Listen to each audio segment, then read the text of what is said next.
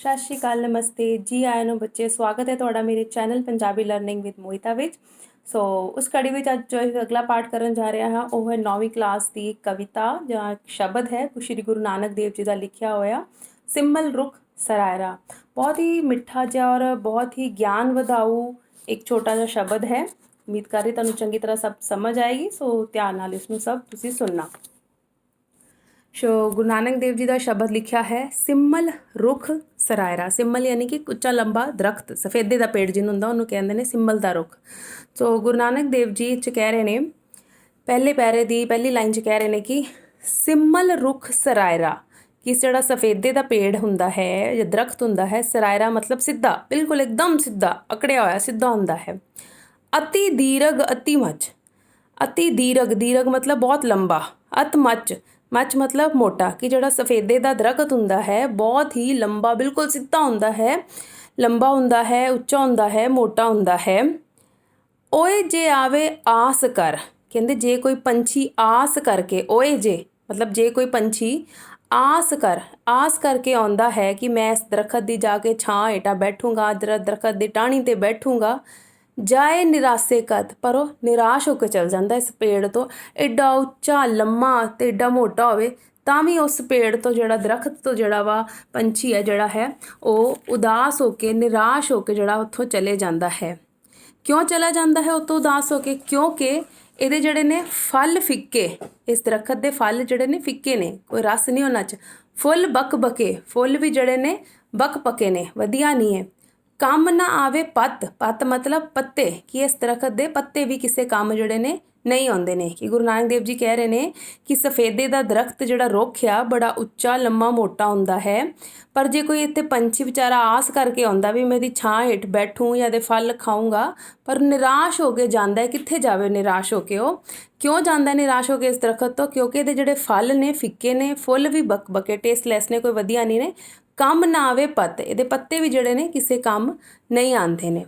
ਮਿੱਠਤ ਨੀਵੀਂ ਨਾਨਕਾ ਗੁਣ ਚੰਗਿਆਈਆਂ ਤਤ, ਤਤ ਦਾ ਮਤਲਬ ਹੁੰਦਾ ਸਾਰ। ਸੋ ਇਸ ਪੈਰੇ ਦਾ ਗੁਰੂ ਨਾਨਕ ਦੇਵ ਜੀ ਨੇ ਸਾਰ ਇਹ ਕੱਢਿਆ ਹੈ, ਸਾਰ ਕੱਢਦੇ ਹਨ ਵੀ ਕੋਈ ਵੀ ਇਨਸਾਨ ਹੋਵੇ, ਦਰਖਤ ਦੀ ਉਦਾਹਰਨ ਉਹਨਾਂ ਨੇ ਦਿੱਤੀ ਹੈ, ਪਰ ਉਹ ਕਹਿ ਰਹੇ ਨੇ ਕਿ ਕੋਈ ਵੀ ਜਿਹੜਾ ਇਨਸਾਨ ਹੋਵੇ ਹੈ, ਉਹ ਕਿੰਨਾ ਵੀ ਅਮੀਰ ਹੋਵੇ, ਕਿੰਨਾ ਵੀ ਉਹਦੇ ਕੋਲ ਧਨ ਦੌਲਤ ਪੈਸਾ ਸਭ ਕੁਝ ਹੋਏ, ਲੇਕਿਨ ਅਗਰ ਉਹਦੇ ਮੂੰਹ 'ਚ ਮਿਠਾਸ ਨਹੀਂ ਹੈ, ਕਿਸੇ ਨਾਲ ਉਹ ਹੱਸ ਕੇ ਨਹੀਂ ਬੋਲਦਾ, ਮਿੱਠੀ ਤਰ੍ਹਾਂ ਨਹੀਂ ਬੋਲਦਾ, ਤੇ ਫਿਰ ਉਹਦੇ ਪੈਸੇ ਦਾ, ਉਹਦੇ ਵੱਡੇ ਘਰ ਧਨ ਦੌਲਤ ਦਾ ਕੀ ਕਰਨਾ ਹੈ? ਸੋ ਉਸੇ ਤਰ੍ਹਾਂ ਇਹ ਸਫੇਦੇ ਦਾ ਦਰਖਤ ਹੈ ਜਿਹਦਾ ਕਿ ਬਹੁਤ ਉੱਚਾ ਲੰਮਾ ਹੈ, ਪਰ ਨਾ ਇਹਦੇ ਫਲ ਚੰਗੇ, ਨਾ ਫੁੱਲ ਚੰਗੇ, ਨਾ ਇਹਦੇ ਪੱਤੇ ਕੰਮ ਆਉਂਦੇ, ਵਿਚਾਰਾ ਕੋਈ ਪੰਛੀ ਦੀ ਛਾਂ ਹੇਠ ਵੀ ਨਹੀਂ ਆਉਂਦਾ।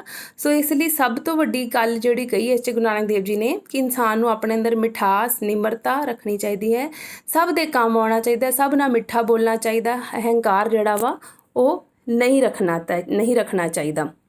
ਫਿਰ ਦੂਸਰੇ ਪੈਰੇ 'ਚ ਗੁਰੂ ਨਾਨਕ ਦੇਵ ਜੀ ਫਰਮਾਉਂਦੇ ਨੇ ਸ਼ਬਦ 'ਚ, ਸਭ ਕੋ ਨਿਵੇਂ, ਸਭ ਕੋ ਨਿਵੇਂ ਦਾ ਅਰਥ ਹੈ ਕਿ ਇਨਸਾਨ ਜਦੋਂ ਝੁਕਦਾ ਹੈ ਨਾ, ਕਿਸੇ ਵੇਲੇ ਇੱਕ ਇਨਸਾਨ ਨੂੰ ਝੁਕਦਾ ਹੈ ਤਾਂ ਕਹਿੰਦੇ ਕਿ ਸਭ ਕੋ ਨਿਵੇਂ ਆਪ ਕਹੋ, ਕਿ ਜਦੋਂ ਇਨਸਾਨ ਕਿਸੇ ਅੱਗੇ ਝੁਕਦਾ ਜਾਂ ਮਿੱਠਾ ਬੋਲਦਾ ਤਾਂ ਆਪਣੇ ਸਵਾਰਥ ਵਾਸਤੇ ਕਈ ਵਾਰੀ ਝੁਕ ਰਿਹਾ ਹੁੰਦਾ ਵਾ। ਆਪਣਾ ਜਦੋਂ ਸਾਨੂੰ ਕੰਮ ਹੁੰਦਾ ਨੇ, ਸਭ ਦੀ ਜੀ ਜੂਰੀ ਕਰ ਲੈਨੇ, ਸਭ ਨਾਲ ਮਿੱਠਾ ਰੁਕ ਲੈਨੇ, ਪਰ ਕਹੋ ਨਿਵੇਂ ਨਾ ਕੋਈ, ਪਰ ਕਿਸੇ ਹੋਰ ਵਾਸਤੇ ਅਸੀਂ ਝੁਕਦੇ ਨਹੀਂ ਆ।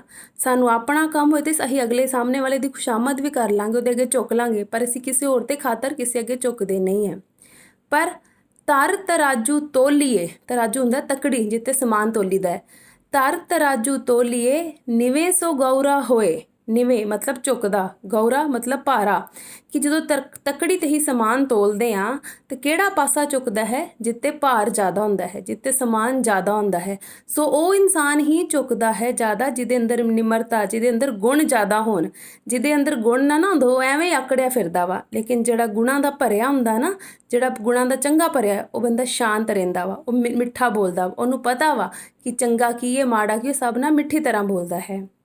ਪਰ ਕਹਿੰਦੇ ਕਿ ਕਈ ਵਾਰੀ ਕੋਈ ਜਿਹੜਾ ਝੁਕਦਾ ਨਾ ਇਨਸਾਨ, ਕਈ ਵਾਰੀ ਆਪਣਾ ਬਹੁਤਾ ਹੀ ਸਵਾਰਥ ਵੇਖਦਾ, ਕਈ ਵਾਰੀ ਨਕਲੀ ਝੁਕਣ ਦਿਆ ਹੁੰਦਾ ਵਾ, ਕੋਈ ਦੇ ਮਨ 'ਚ ਕੋਈ ਪਾਪ ਹੁੰਦਾ, ਕਈ ਵਾਰੀ ਤਾਂ ਵੀ ਝੁਕਦਾ। ਜਿਵੇਂ ਅਪਰਾਧੀ ਦੂਣਾ ਨਿਵੇਂ, ਦੂਣਾ ਮਤਲਬ ਜ਼ਿਆਦਾ, ਕਿ ਜਿਹੜਾ ਅਪਰਾਧ ਕਰਨ ਵਾਲਾ ਵਿਅਕਤੀ ਹੋਵੇਗਾ ਨਾ ਉਹ ਹੋਰ ਝੁਕਦਾ ਹੈ।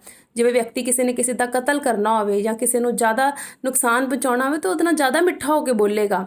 ਕਈ ਵਾਰੀ ਅਪਰਾਧੀ ਨੂੰ ਅਪਰਾਧ ਕਰਨ ਵਾਸਤੇ ਲੇਟ ਹੀ ਜਾਂਦਾ, ਜ਼ਮੀਨ 'ਤੇ ਲੇਟ ਜਾਂਦਾ, ਯਾਨੀ ਕਿ ਬਹੁਤਾ ਝੁਕਦਾ ਹੈ। अपराधी दूना निवे जो हंता मिर्गाए। हंता मतलब शिकार करने वाला, मिर्गाए मतलब मिर्ग।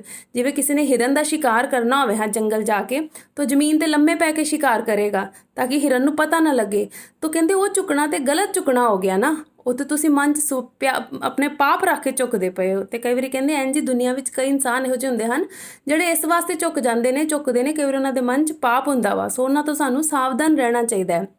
ਸੀਸ ਨਿਵਾਏ, ਕਿ ਸੀਸ ਨਿਵਾਣਾ ਮਤਲਬ ਸਿਰ ਨਿਵਾਉਣਾ।